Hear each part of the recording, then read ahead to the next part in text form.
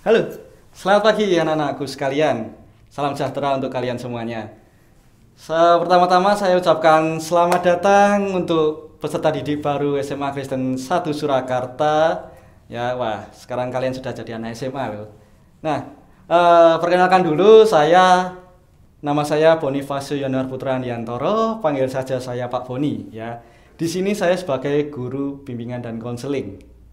Nah, pada pertemuan kali ini saya ingin mengajak kalian untuk berdiskusi nih ya mengenai gaya belajar kalian. Kalian sudah tahu belum gaya belajar kalian apa? Nah, simak video ini baik-baik.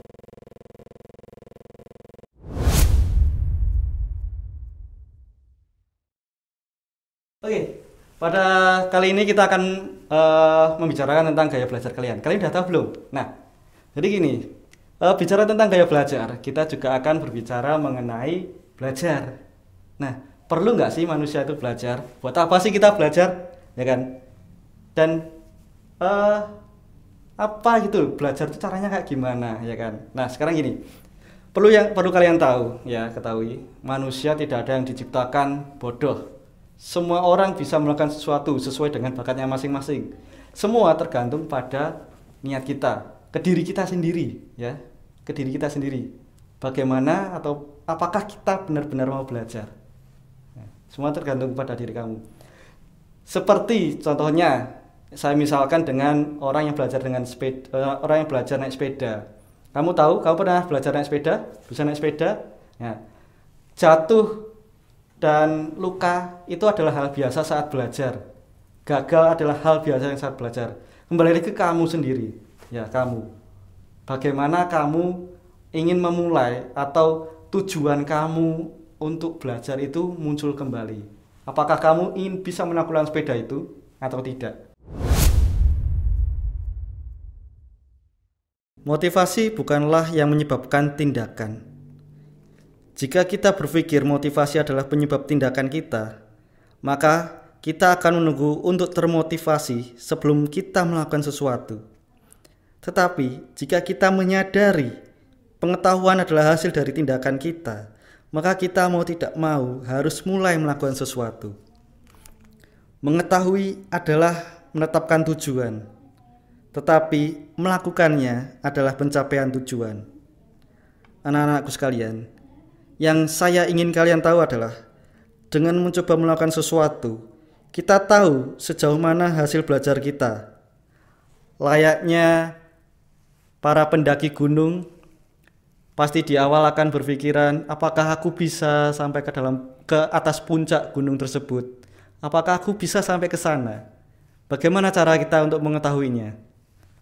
Betul, dengan melakukannya. Lantas, kapan waktu yang tepat untuk belajar? Anak-anak sekalian, selama kita masih bernafas, selama kita masih diberi kehidupan oleh Tuhan, kita diharuskan untuk tetap belajar. Selalu ada yang bisa kita pelajari di setiap waktu kehidupan kita. Tak peduli berapa usia kita, sedang apa kita dan kita berada di mana. Karena belajar adalah sepanjang hayat.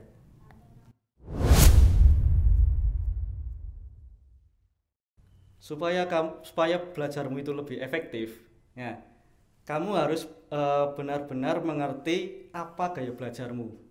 Gaya belajar ada 3. Yang pertama dengan indera penglihatan, yaitu kamu adalah tipe visual. Yang kedua, jika kamu lebih cenderung ke indera pendengaran, kamu adalah dengan tipe auditori. Dan jika kamu lebih menggunakan gerakan atau dengan langsung praktek, kamu cenderung ke tipe yang kinestetik.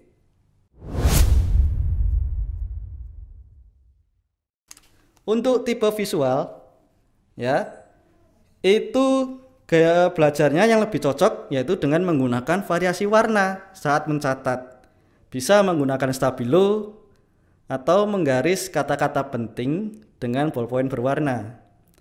Oh iya, satu hal yang kamu perlu ingat jika gaya belajarmu adalah visual, ya, kamu harus memperhatikan penerangan saat kamu belajar, karena jika terlalu gelap itu dapat mengganggu cara belajarmu. Kedua tadi apa? Betul, ya. Dengan tipe auditory, itu dengan menggunakan pendengaran. Strategi yang cocok untuk orang dengan tipe auditory ini yaitu yang pertama menggunakan voice recorder, tahu? Ya, perekam suara untuk belajar. Ya, itu nanti enak itu. Jadi kamu mendengarkan apa yang telah kamu pelajari. Nah, yang kedua adalah perbanyak melakukan tanya jawab. Semakin kamu sering mendengarkan, semakin kamu menghafal atau mengerti apa yang telah dipelajari. Selanjutnya, kamu bisa mengucapkan kembali saat belajar. Itu sangat efektif saat kamu belajar ya, karena akan terngiang-ngiang selalu. Yang terakhir adalah tipe kinestetik, yaitu adalah dengan menggunakan gerakan tubuh atau uji coba langsung. Nah, supaya belajar kamu lebih efektif, kamu bisa melakukan beberapa hal sebagai berikut. Yang pertama, kamu bisa menggunakan gerakan atau melakukan aktivitas dalam pelajaran, atau contohnya mungkin uji coba langsung, ya kan? Yang kedua adalah perbanyak praktek, ya. Yang ketiga adalah hindari belajar yang monoton, ya, karena orang dengan tipe kinestetik ini selalu ingin mencoba hal-hal baru. Selanjutnya, saat mengingat pelajaran, ya, lakukan atau sertai dengan gerakan atau aktivitas lain. Jadi yang menyerupai dengan apa yang telah kamu pelajari itu.